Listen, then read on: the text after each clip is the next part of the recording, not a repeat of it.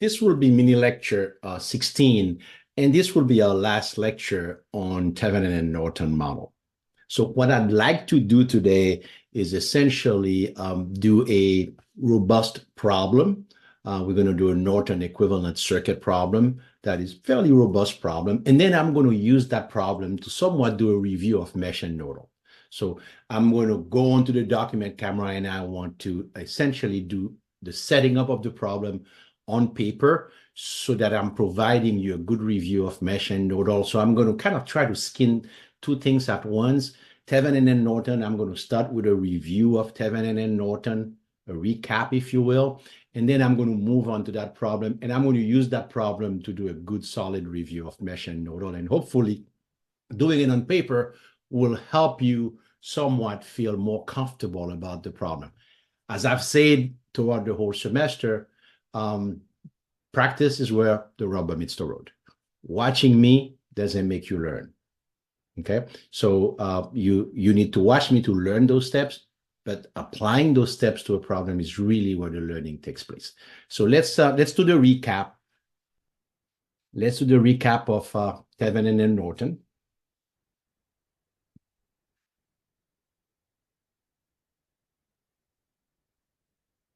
So what we're talking about here is we're talking about developing a model that's accurate but simple, a model that's accurate for a complicated circuit, which I call network A. Okay, and network A can have anything in it, can have independent sources, resistors, and dependent sources. Okay, and it can connect to some other network, some other load, which we call network B here at this point. So what we're seeking is to find a model for whatever the circuit is in network A that connects to the outside world via a pair of terminal, which we call A and B.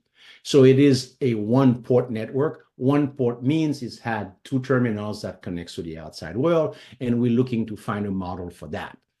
We have two models, which we have learned in this particular course. The first model is a Thevenin model, which happens to be a practical voltage source model.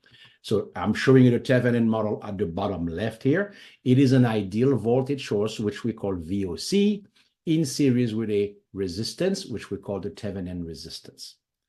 We also seen the Norton model, which is actually the practical current source model. It is an ideal current source, which we call ISC, in parallel with that same Thevenin resistance that exists in the Thevenin circuit. Okay, so notice that the RTH is the same RTH here for the Norton model and in the Thevenin model.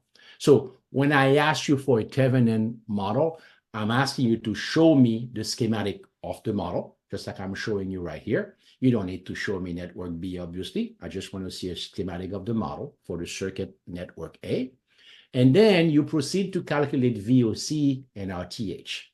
If I ask you a Norton model, you need to show me the Norton model, which is the practical current source model as well. And then you proceed to calculate ISC and the Thevenin resistance so that we're clear on that. So in the next slide, I'm going to show you, at least remind you, how do we do this calculation, these three terms that we have, that is VOC, ISC, and RTH.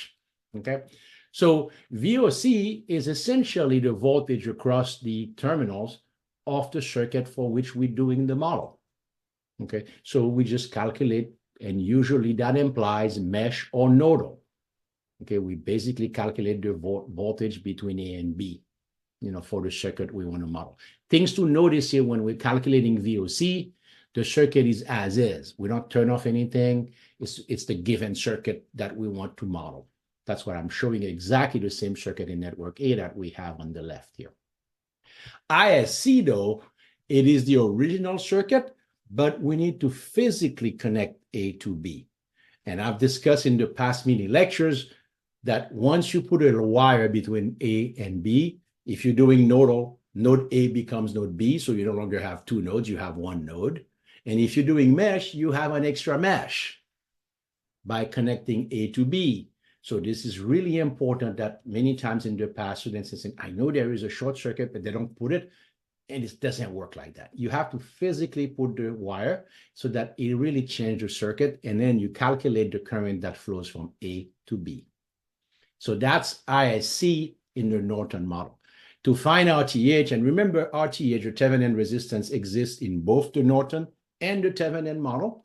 We basically, and you see my crosshair here in orange, this stands for turning off all independent sources.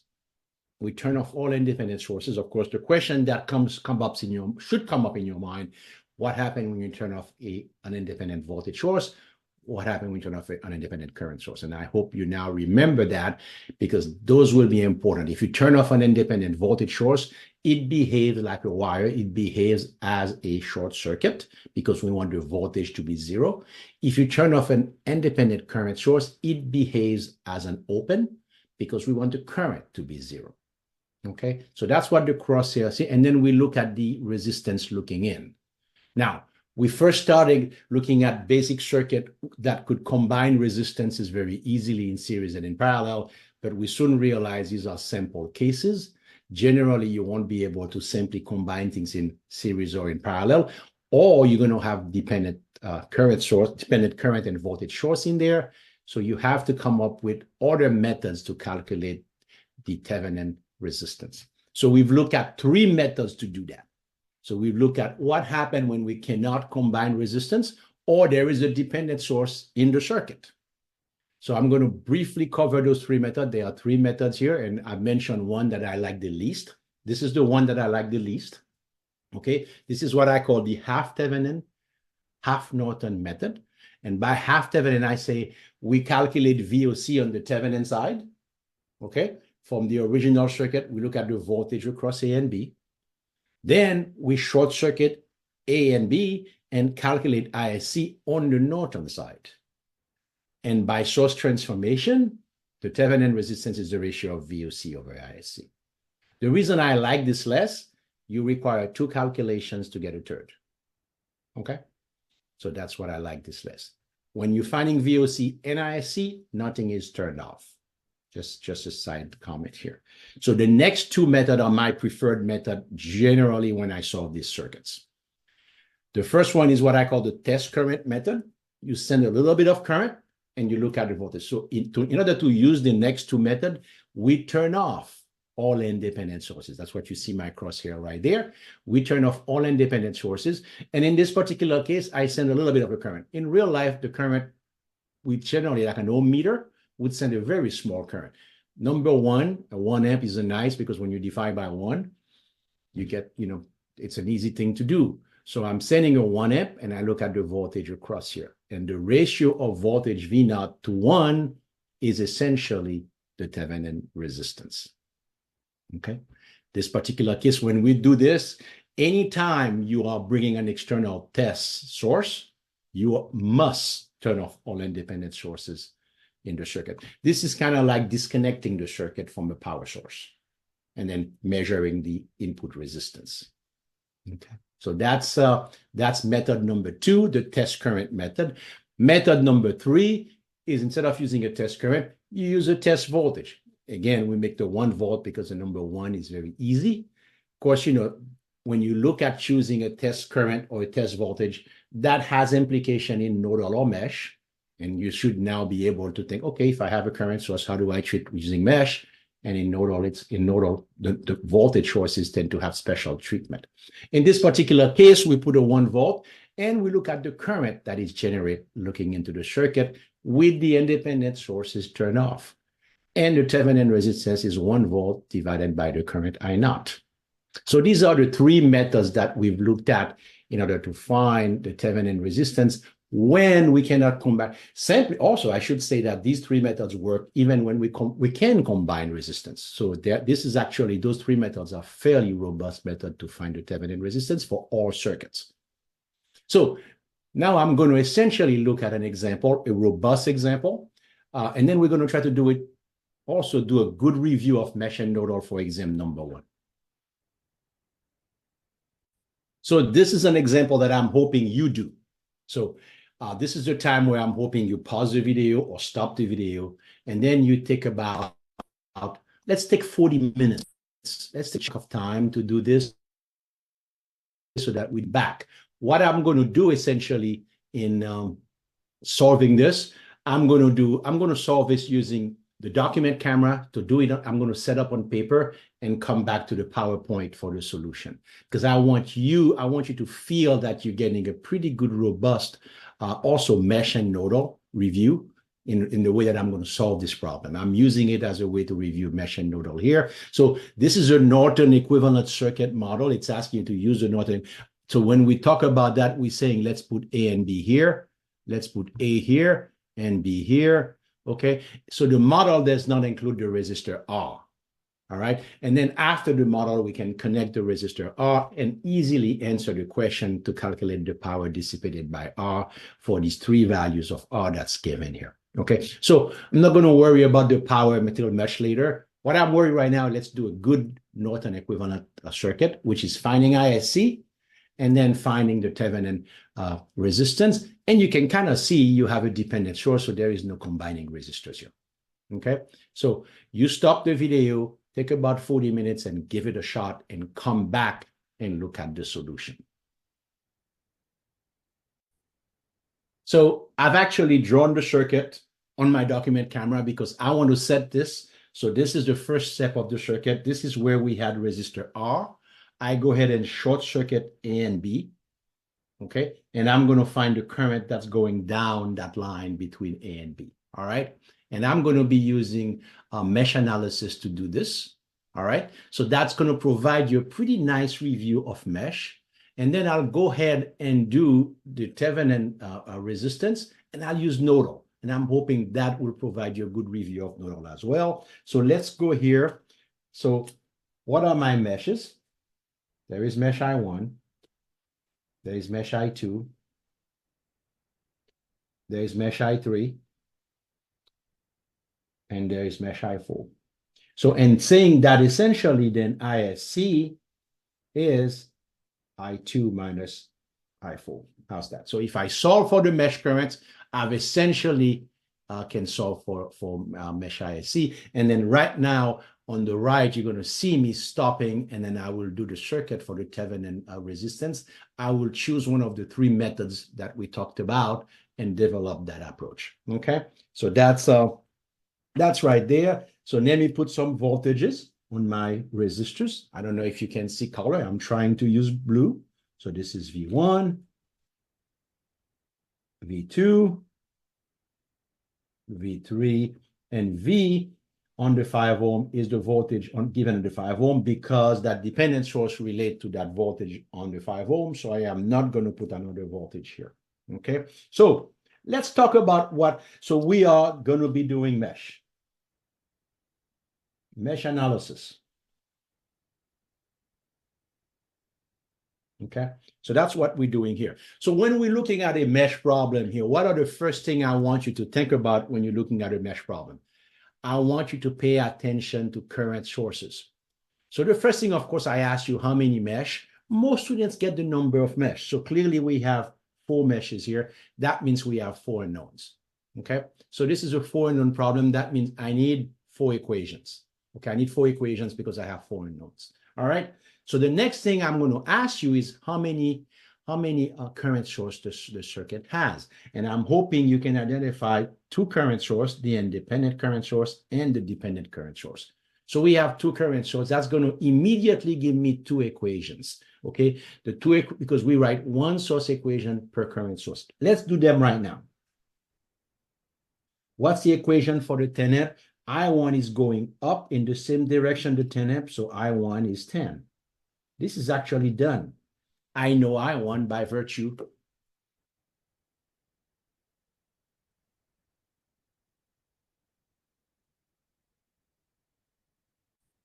okay, my document camera crashed, so restart a little bit here. So again, when we're looking at, and I'm not exactly sure, when we're looking at mesh analysis, we first start by asking how many mesh currents we have, and it's usually pretty easily for students to identify 4 mesh currents. We need 4 equations. And then the next question we ask, how many current sources we have? And I'm hoping you can identify we have an independent current source, the 10 ampere, and we have a dependent current source that has a value 5 times V, V being the voltage across the 5 ohms. Okay, so the first thing we write are the source equations, one per current source. This is the source equation for the independent current source. It's easy. It belongs to one mesh, so we don't do anything about it. And then for this, we have I2 minus I3 equal 5 times V.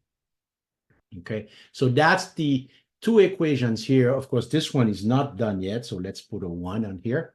Okay, these are two equations out of the four equations we need to solve the mesh analysis problem here. Can we identify, is there such a thing as a regular mesh? Yes, mesh I4 is a regular mesh, so I'm going to do KVL in mesh I4. Excuse me. So V3 plus V equals 0. So that's equation 2. And then because the current source, the dependent current source is shared by two meshes, mesh I3 and I2, I need to do a KVL in the super mesh, which essentially is the perimeter of these two meshes that share that current source. So KVL in super mesh I2 comma I3. So what do we have here? We have V1 minus V3 minus V2 equals 0. That's equation 3. Okay, so these are my three equations essentially for my three base equations that are going to help me solve that and this. That first equation are the four equations that I need. And then Ohm's law. So V1 is 10I3. So anytime you have a current source, anytime you have a resistor between two meshes, make sure that you have both currents in the Ohm's law. And of course, anytime you write Ohm's law, you have to ask yourself, is the current entering the positive terminal? You have to satisfy the passive sign convention. So in this case here, V2 is 20 I1 minus I2. And V3, it's just like that, 6 I4 minus I3. And finally, V is 5 I4. So these are the Ohm's law equations. We're essentially going to take these Ohm's law equations, put them in the other equations, collect terms, and we have our four equations for a known. We can also look at this as a known now. So we can say we might have three equations to unknown. So again, next step. So you see my outline of my solution. That's what I expect in quizzes and exam from you if you're doing a mesh approach. So you got KVL, you have source equations, you have KVL equations, Ohm's law, and then you put the Ohm's law into the other equation and then collect terms. So what is one become? I2 minus I3 equal 5 times V, so 5 times 5, so 25 I4. So this becomes what? I2 minus I3 minus 25 I4 equals 0. That's equation 1. Equation 2, V3, 6I4 minus 6I3 plus V plus 5I4 equals 0. So what do we have here? That's equal minus 6I3 plus 11I4. So that's equation number 2. And finally, equation number 3, V1, 10I3 minus V3 minus 6I4 plus 6I3 minus V2 minus 20I1 plus 20I2 equals 0. So collecting terms here, we get minus 20I1 plus 20I2 plus 16I3 minus 6I4 equals 0. That's equation number 4. Okay, that's equation number 4. All right. So again, we put it in a matrix form. Let me just move the camera a tad bit here.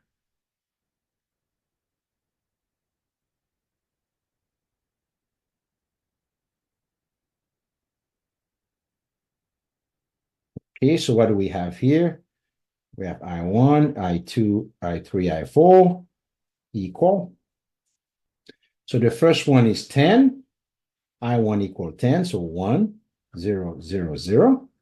Okay, so in the second equation here, which is right there, all right, so I2, so 0 I1, 1 I2, minus 1 I3, minus 25. Okay, the third equation here is no I1, no I2, no I1, no I2, minus 6, 11. Okay, so this is 0, 0, and 0. Okay, and then the last one is minus 20, 20, 16, and a 6.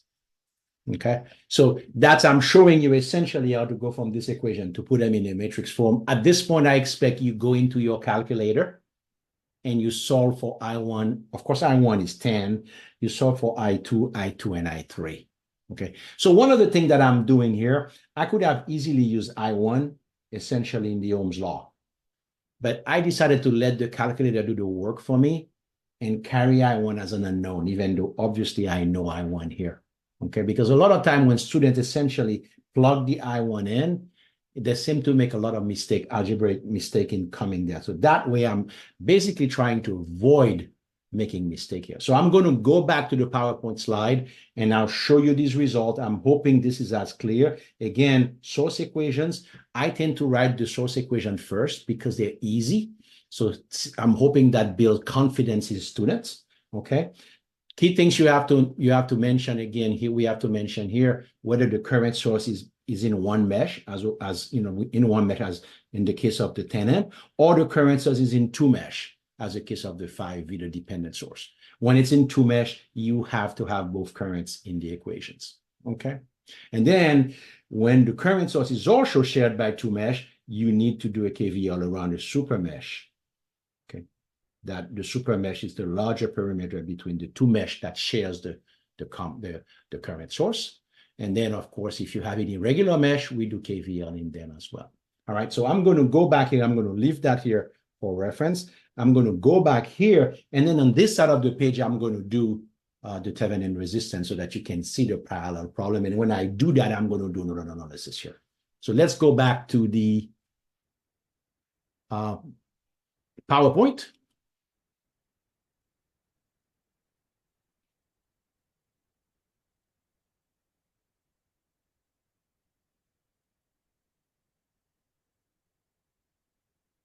So just so you know here again, these are the value for I2, I3, and I4.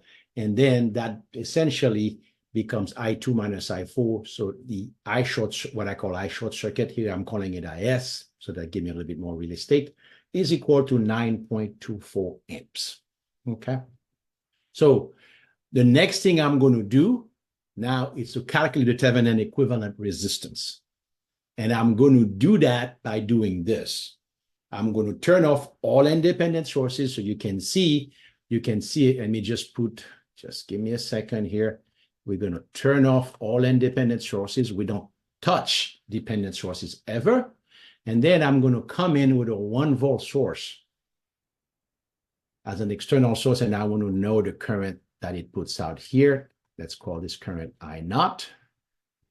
And the Thevenin resistance is going to be 1 volt divided by I0. So I'm going to do this using nodal analysis. I'm going to again go back to my document camera and show you how a nodal procedure works. And I'm hoping the mesh I just did, this nodal, in combination with the Norton problem, gives you a solid approach to essentially to solve circuit in this example. So again, we are going to use this circuit and we're going to use the test voltage method, put a 1 volt across A and B where the resistor R is. I am going to turn off this independent source in doing that. That's what you see, essentially dotted here. And then I'm going to solve this circuit essentially for the current going up this way, which I'm going to call I0. And the Thevenin resistance is going to be 1 volt divided by I naught. So 1 divided by I naught. And I'm going to use Nodal to solve this so that you can see a nodal approach. And by doing that, I'm hoping I'm providing you a good parallel for that. So I'm going to jump to the document camera. I just copy the circuit. Okay, and hopefully my document camera will cooperate. So again, let's see here. So, okay, let me just. How about that? So,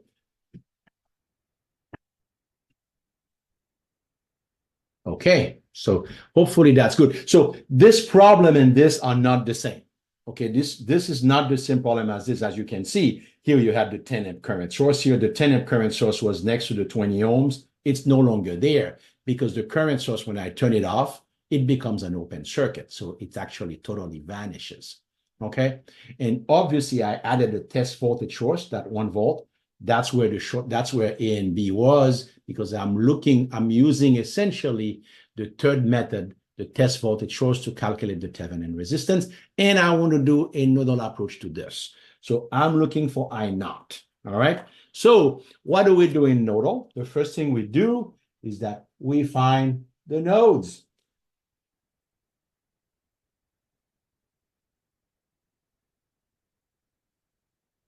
We find the nodes. Okay. We find the nodes. Then I'm going to select a reference node right here, and then I'm going to label the other nodes. So that's my step in nodal. That's kind of preparing the circuit. And then in nodal, we had current with whatever direction we want.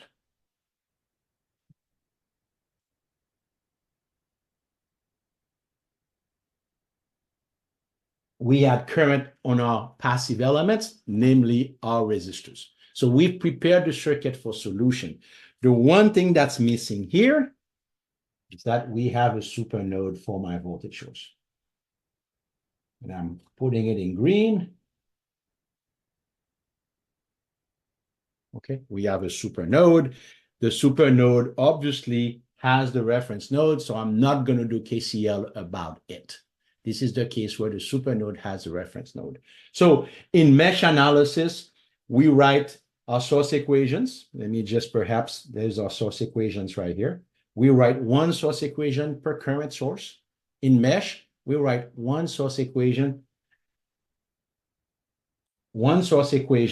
per voltage source. So in this case here, V2 is equal 1. That's my source equation for my 1 volt source, because the reference node is here, V2 is equal to 1. Okay, and no KCL here, because of the reference node being in the super node. Okay, so next thing I'm going to do, I have a 3 unknown problem here, right? I have 4 nodes, 3 unknowns, V1, V2, and V3. My next equations are going to come from KCL at V1 and KCL at V3. Okay, so KCL at V1. So what do we have here? We have I1 plus I2 plus 5V equals 0. Let's call this equation 1. And then KCL at V3. I1 coming in equal I4 plus I3. So equation 2.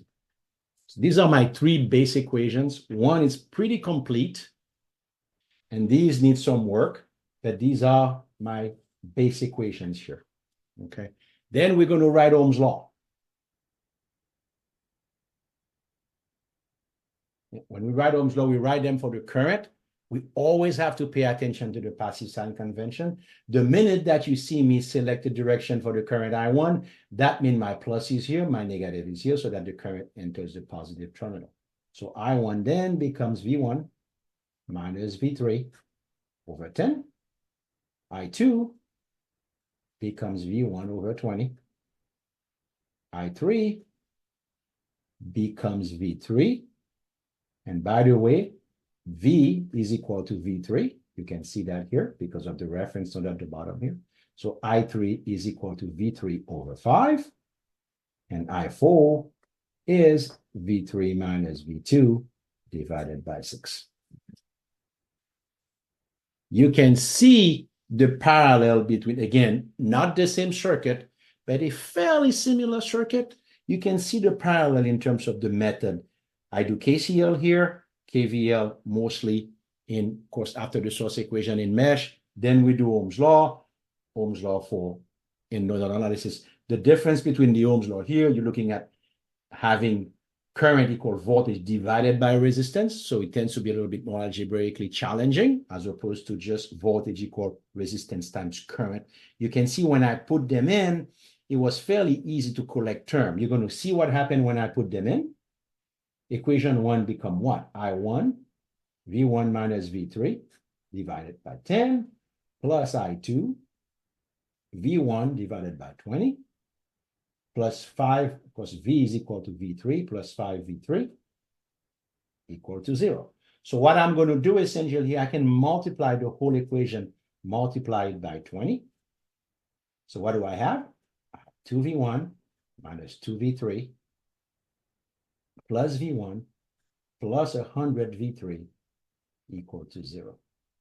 Okay, so collecting all the term, I have 3V1 plus 98V3 equal to 0. Okay, this equation is complete if I didn't make any mistake here. Similarly for equation 2, so you can see the challenge here in doing this. This I just collect term, it's easy. Here, you have to put under the same denominator and collect terms. So there is more room for algebraic mistakes. So equation number 2 here, I1, V1 minus V3 over 10 equal I4, V3 minus V2 over 6 plus I3, V3 over 5. I can multiply the entire equation by 30. Okay, so what do we have? I have 3V1 minus 3V3 equal 5V3 minus 5V2 plus 6V3. Okay, so I send everything on one side. So what do I have? I have 3V1, right? And then plus 5V2. You notice I'm not using V2 equal 1. I'm keeping it as V2 as an unknown to avoid numerical errors. Plus 5V2, and this is 11V3, so minus 11, so minus 14V3 equals 0. Okay, that's my third equations for my 3 unknowns. If I put them in matrix form, I get V1, V2, V3. The first equation is equal to 1. The next two are 0 and 0. So we get 1V1, 0V0. The next equation is this one here. So 3, 0, 98. And 3, 5, minus 14. So these are my entire setup here. You know, again, two problems that are fairly similar. This is, again, what I use to calculate ISC. ISC here is right here. So that's why you have ISC is I2 minus I4. ISC is right here. So I basically do a mesh, and I wanted you to see side by side what it takes to do a mesh analysis, what it takes to do a nodal, and being able to do super mesh, super node. Of course, here we didn't do the KCL about the super node because the super node had the reference node that we could have. We could have selected a different reference node for the super node. I mean, for the nodes, a different reference node instead of a node inside the super node. But this gives you a very good feel for what it takes to do a nodal problem that's fairly substantial. These are not low-level problem. This is a problem that I think are very substantial for engineering 17 student to do. And I'm hoping getting at any step, including putting under the same denominator, collecting terms, and hopefully I made no mistake doing that. So I'm going to go back.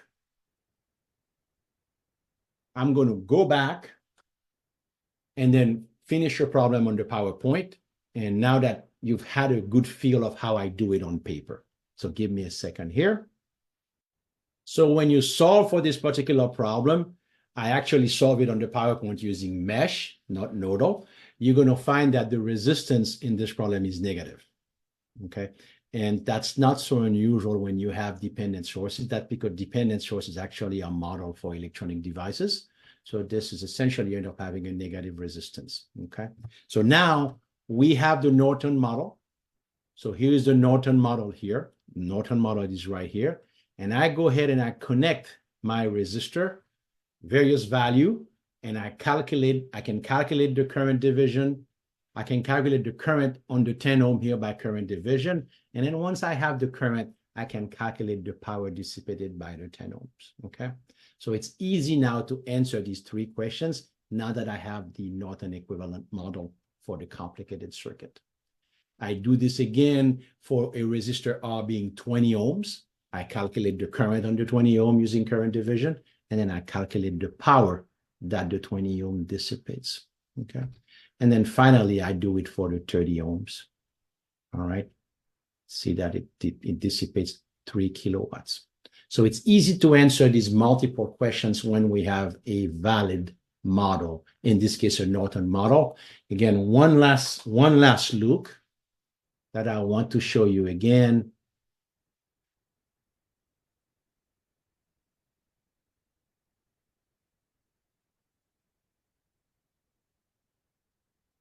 I'm hoping that this is a valuable exercise that shows you side by side in many respects the comparison and how we proceed doing a mesh approach to a problem that's fairly substantial here, and how we proceed doing a nodal analysis approach for a problem that is different but still substantial. Okay. Thank you very much.